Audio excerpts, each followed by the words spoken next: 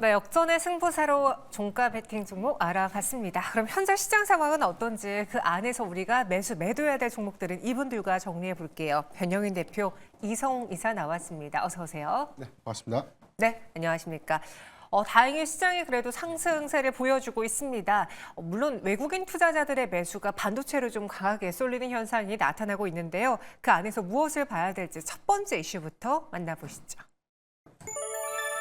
이 정치적 이슈 따른 불안 심리가 심화되는 걸까요? 변동성이 커질까요? 이에 대한 이야기를 한번 해볼게요. 오늘 오전장과 오후장의 증시 변동이 좀 컸습니다. 그래서 특히 오전장이 이 시장이 무슨 영향을 받을까 찾아봤을 때 일단 첫 번째로 뭐 물가 이야기도 있었고요. 그리고 두 번째로는 총선에 따른 여소야대 국면이 좀 이번에 격화되면서 그에 따른 불안 심리가 작용된 거 아닐까라는 생각도 들었는데 이성 이사님은 어떻게 보셨는지요? 오늘은 우선은 오전은 한 관망 형태로 봐야 되겠다라는 생각이었어요. 그런데 개장 한 30분이 경과하고 나서는 뭐 초반부터였죠. 외국인이 1,000억 정도의 현물 매수를 단행을 하다가 이 부분을 한 3,000억 단계로 높여가는 상황이었고, 그러면서 지금은 한 8,500억 정도 거래소 기준 매수를 단행을 하고 있습니다.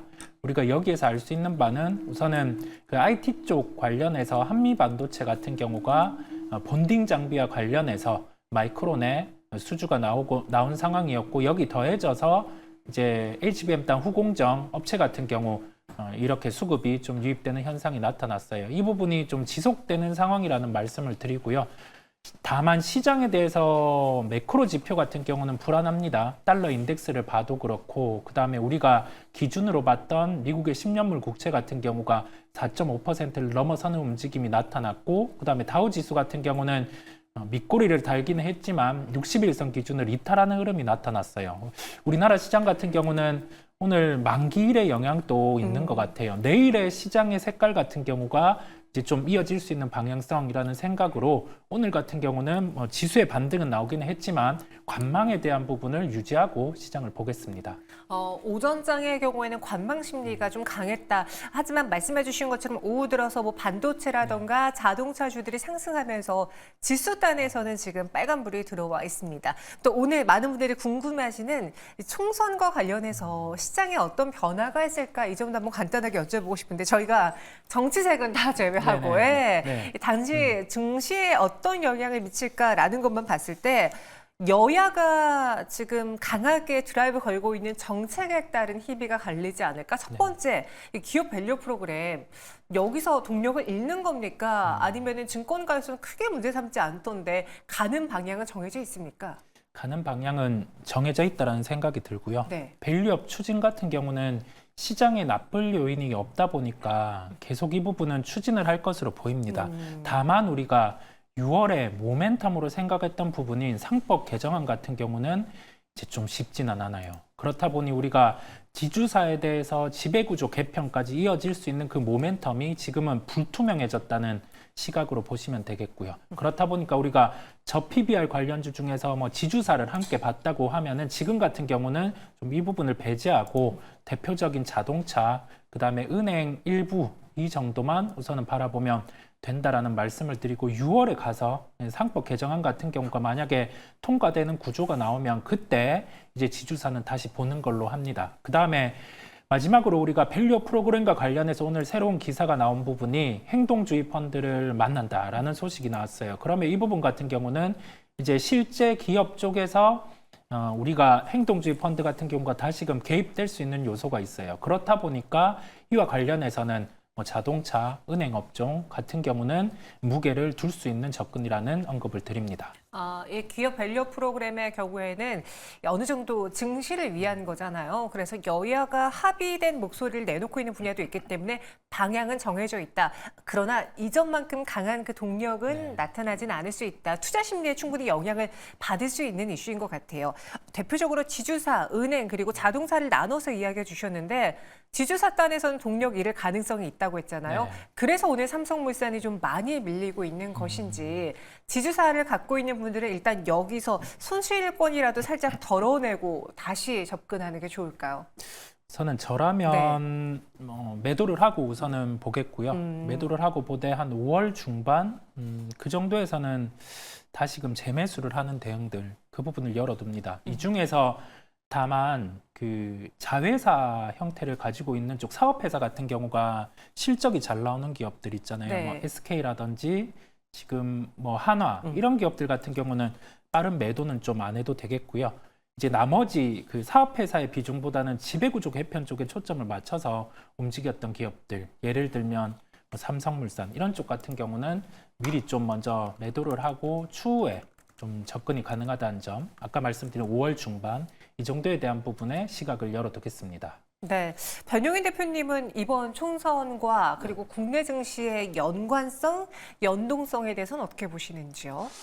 우선 이 금토세 부분이 가장 큰 이슈가 될 것인데 이 부분이 당장 올해 적용되는 것이 아니라 2025년도까지 유예가 된 상태입니다. 그렇기 때문에 금토세 관련된 리스크는 현재 너무 과도하게 좀 이야기가 나오는 부분들이 좀 크다라고 좀 보고 있고, 다만 이제 이 부분이 연말에 갔을 때는 한 번 더 이 조정의 빌미로 좀 작용될 수 있는 이슈는 맞다라고 좀 보고 있습니다. 다만 야당이 지금 정책적으로 이 무조건 이 폐지다, 폐지에 대한 어떤 반대 목소리를 좀 냈다는 부분들, 이 부분은 이게 전체적인 어떤 세제 혜택에 관련된 부분에 대한 이슈, 이거는 조금 더 논의가 될 수 있는 부분이다라고 좀 보여지고 있고요. 전체적인 이 투자자들의 여론이 굉장히 이 부분에 대한 반대 여론도 굉장히 좀 크기 때문에 네. 이 야당이 이걸 뭐 단순하게 이 여론 무시하고 이거 밀어붙일 수 있는 사안인가, 이런 관점에서 우리가 고민을 해본다면, 그래서 유예돼서 2025년도까지 갔던 사안임을 우리가 좀 확인해 본다면 과도하게 이 부분에 대한 수급 유입을 우리가 너무 과도하게 평가한 것은 아닌가라고 좀 보고 있기 때문에 이 영향은 전 단기적으로는 좀 제한적이다라고 보고 있습니다. 다만 향후에 그려질 수 있는 정책 기조가 세밀화되고 여기서 정말 이 금투세에 관련된 이 강도 높은 정책 규제가 조금 더 실현될 수 있는 어떤 이 환경이라면 네. 그때는 우리가 좀 대응을 해야 되는 구간이 맞지만, 현재로서는 그 부분을 먼저 선행해서 우리가 좀 반영시키는 것은 좀 과하다라고 좀 말씀드리겠습니다. 네, 그러니까 기업 밸류 동력은 약화된다 하지만 두 분 모두 다 그렇다고 모멘텀이 사라진 건 아니다라는 거 입을 모았습니다. 대표적으로 오늘 그 총선 결과에 따라서 피해로 꼽히는 종목 은행주, 보험주, 금융주들이 있죠. 지금 삼성생명의 경우에도 약세를 기록하고 있고요. 여기에 삼성화재는 3.92% 하락을, 또 이와 함께 증권주들, 전력, 또 한국전력도 내림세를 보여주고 있습니다. 원전주 단에서도 약세가 크죠. 두산에너빌리티, 우진엔텍도 하락하고 있는데 오늘 이렇게 총선 결과에 따라서 찰실현 매도 물량이라던가 실망 매도 물량이 나오고 있는 대표적인 종목, 더 들고 가야 될 종목과 매도해야 될 종목 조금 더 구분해서 말해볼게요. 이성 이사님이 전해주시죠. 전체적으로 원전 업종 같은 경우는 매도에 대한 실익이 없는 구간입니다. 이 부분은 왜냐라고 하면 우리가 총선에 대해서 출구조사 이전에 사전조사 형태에서 이미 이러한 형태가 나올 것으로 예상이 되었고, 그러면서 원전주 같은 경우는 정책주라는 명목하에 주가가 조정이 나왔어요. 그러면서 시장에서 이 부분을 총선을 통해서 봤던 부분은 총선 이후에 다시금 매수에 대한 관점을 다뤄졌습니다. 이 부분은 왜냐라고 하면 지금 해외 원전을 수주하는 구조 안에서 여야 같은 경우에 충돌이 있다라고 해서 이 원전 같은 경우에 수주를 안 하는 게 아닌 구조예요. 이 수주 같은 경우는 입찰이 이제 들어갈 거고, 이 드라이버 같은 경우는 뭐 현재 정권 내에서는 추진될 부분이라고 생각이 듭니다. 그렇다 보니까 정치색을 다 배제하고 우리가 주식시장 안에서, 주식시장 외에서 산업에 대해서 흘러가는 형태를 봤을 때 지금 같은 경우에 원전 매도 실익은 없음을 강조를 드리고 15일에 이제 체코 원전 입찰이 진행됩니다. 그렇다 보니까 지금 손실을 보고 계신 분들은 이 시점에 맞춰서 추가 매수에 대한 부분을 말씀을 드립니다. 현 구간 원전의 매도는 실익이 없는 구간이다. 오히려 4월 15일에 이벤트가 있기 때문에 비중을 늘리면서 매수로 담아보는 게 어떻겠느냐라는 의견 주셨습니다. 총선에 따른 국내 증시의 반응 한번 알아봤고요. 이어서 두 번째 시장 이슈 만나보겠습니다. LNF 볼게요. 9조 원 규모의 공급 계약에 올랐는데 굉장히 짧은 시간 반짝 상승이었습니다. 처방전이 있을지 변영희 대표님, 이 9조 2천억 원 규모의 공급 계약 어떤 내용인지요? 오늘 단일 판매 공급 계약 체결 공시가 좀 나왔었고요. 네. 2025년 1월 1일부터 2030년 연말까지 전체 9조 2천억 원 규모의 양극재를 좀 공급한다는 것이고요. 유럽의 고객사 명들은 뭐 경영상 비밀 유지 계약으로 인해서 공개되지 못한다라고 좀 밝히고 있지만 노스볼트로 좀 추정되고 있는 흐름들입니다.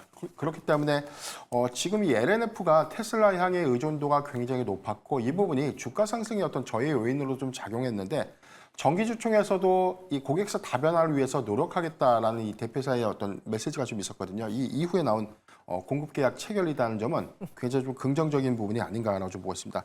지난해 3월에는 SK온의 30만 톤의 장기 공급 계약을 체결했었고 최근에는 미국의 배터리 업체 온과 LFP 양극재 관련된 업무 협약을 좀 체결하면서 고객사를 좀 더 다변화시키는 작업들을 조금 더 확장시키는 흐름들이 아닌가 좀 보고 있습니다. 네, 지금 자료가 살짝 잘못 나가고 있는데요. 다시 한번 보여주시면요. 이제 LNF가 SK온과 한 계약 체결 그리고 오늘 비공개로 전해졌지만 노스볼트로 추정되는 업체와 계약을 한 겁니다. SK온의 공시가 아니라 LNF의 공시라는 거 다시 한번 정정해 드리겠습니다.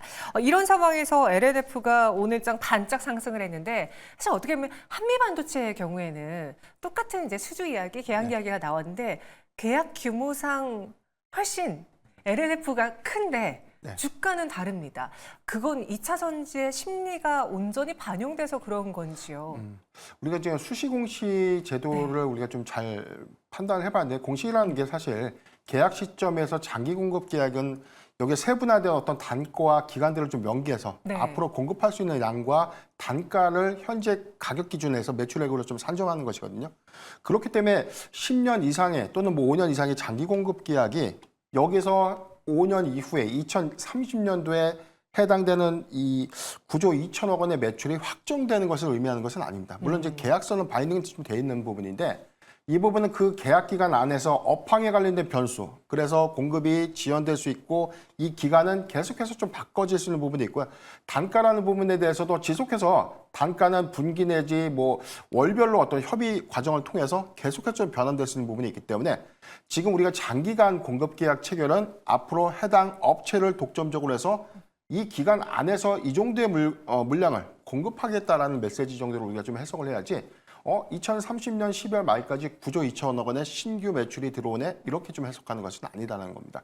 다만 최근에 뭐 한미반도체라든가 이 공급 기간을 봤을 때 우리가 뭐 2년 이내에 확정될 수 있는 매출액의 경우에는 뭐 올해 온기의 절반 정도, 다음 온기의 한 절반 정도에 대한 매출 인식 효과 그리고 여기서 예상되는 영업이익률을 우리가 추정해 볼 수 있는데 2차 전지 섹터의 경우에는 지금 자동차 판매량의 전기차 판매량의 이 목표량도 계속해서 수정되고 있고 양산 계획들이 철회가 되면서 다음 분기로 넘어가고 있다는 점 그리고 배터리셀 합작법인도 마찬가지로 계속해서 그 증설 투자라든가 신규 투자가 좀 지연되고 있는 효과들은 소재사들의 공급이 그만큼 지연될 수 있다는 것을 의미하는 것이기 때문에 이런 기저효과들을 앞으로의 기대감을 충족시킬 수 있지만 해당 공시가 단기적 이 실적 개선을 한다는 의미는 아니기 때문에 주가 상승에 그렇게 크게 작용한 것은 작용 효과로 좀 작용한 것은 아니지 않나 좀 보고 있습니다. 2차 전지 뭐 더워지면 보자라는 이야기가 있는데 여름 다가오고 있습니다. 벌써 낮에는 한낮엔 더워요. 2차 전지 이제 볼 때가 됐는지 바닥은 언제쯤 나오는지 이성웅 이사님의 생각 마지막으로 들어볼게요. 네, 지금은 주가의 바닥은 나온 상황인데 여기에서 상승에 대한 속도가 붙기 위해서는 수요에 대한 드라이브가 필요합니다. 우리가 예를 들면 IT에서 수요에 대한 부분 이전에 감산이 단행되고 그러면서 디램, 낸드 이런 가격 반등 등이 나오기 시작하는 구간에서 주가는 올라왔어요. 그리고 나서 좀 정체가 있었죠. 그러면서 새로운 수요가 창출이 된 게 엔비디아의 가속기였습니다. 이 부분이 뭐 HBM이라는 수요 창출 그러면서 뭐 디램, 낸드 같은 경우가 데이터가 다시 회복되는 모습을 보여주면서 주가 같은 경우는 뭐 삼성전자, SK 하이닉스 이렇게 올라왔는데요. 그 부분을 그대로 대입을 해보면 전기차 같은 경우도 수요처 같은 경우가 발생을 해야 된단 말이거든요. 그래서 테슬라가 살아나 주거나 아니면은 뭐 우리나라의 현대기아차 같은 경우가 드라이브를 걸어서 전기차 수요를 창출을 해줄 때 그때 같은 경우 이제 주가의 위로 속도가 붙을 수 있음을 말씀을 드립니다. 네, 알겠습니다. 바닥은 어느 정도 주가 측면에서 나왔는데 심리가 반영이 안 되는 것 같습니다. LNF까지 알아봤고요. 다음 시장의 특징주 만나보시죠. 실적도 눈여겨봐야 됩니다. 휴메딕스, 필러스줄 호조의 주가가 상승하고 있습니다. 저평가 이렇게 탈피 가능한지 두 분의 의견은 매수로 일치가 됐습니다. 확실히 좀 시장이 좀 거시적인 측면에서 불안할 때 이 실적 시즌에는 호실적 기대주를 봐야 되는데 휴메딕스 변영애 대표님이랑 어떻게 대응하시겠어요? 오늘 윗꼬리가 좀 달리긴 했거든요.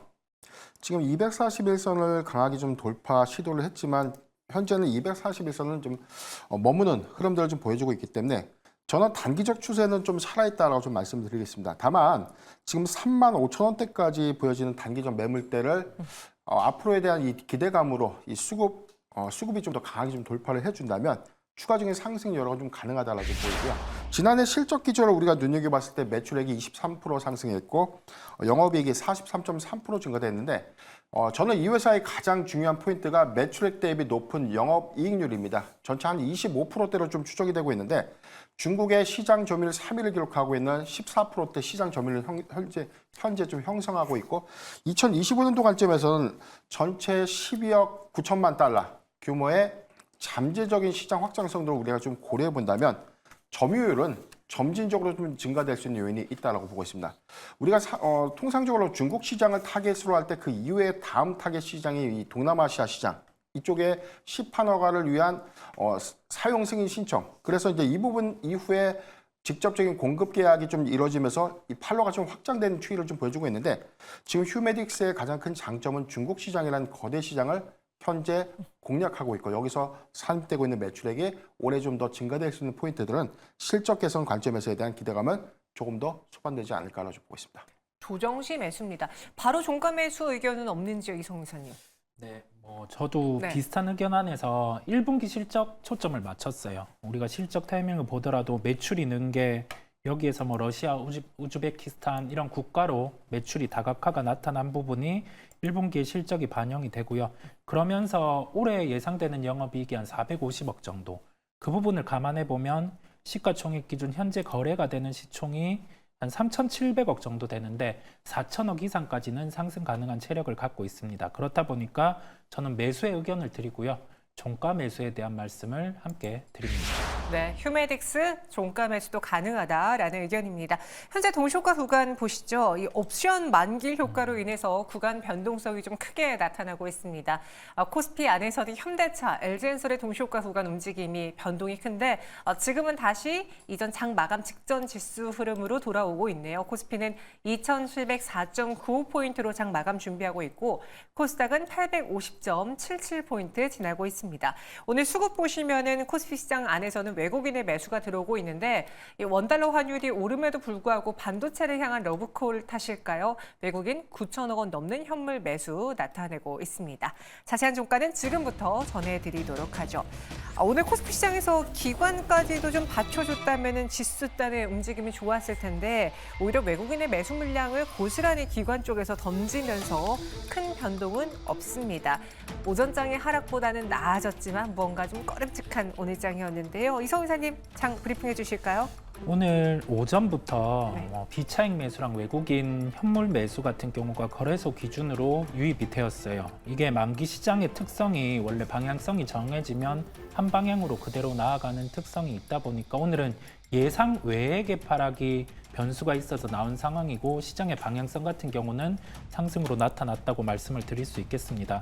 프로그램 매매 현황을 보더라도 삼성전자, SK하이닉스 같은 경우가 한 1,290억, 1,110억 정도 매수가 유입되었고 뒤이어서 현대차, HD 현대일렉트릭 같은 경우도 매수의 강도가 강한 모습이었습니다. 시장이 오늘은 하락을 용인하는 그런 흐름은 아니었다는 말씀을 드리고요. 다만 이제 내일 생각해 볼 점은 오늘 매도가 나왔던 금융투자 주체 차익 거래, 그 다음에 매수가 들어왔던 외국인 주체 같은 경우가 이 부분에 대해서 주식을 그대로 가지고 갈 부분에 대한 가능성은 좀 낮은 것으로 보여요. 그렇다 보니까 내일 외국인의 수급 형태가 어떻게 나타나는지를 살펴봐야 되겠고요. 그다음에 해외 시장을 짚어드렸었죠. 미국 시장 같은 경우가 10년물 국채의 부담, 그다음에 기술적으로 61선을 이탈한 다우 지수가 있기에 이 부분에 대해서 복원이 어떻게 나타나는지 오늘 시장 국내 외를 살펴볼 필요가 있다는 말씀을 드립니다.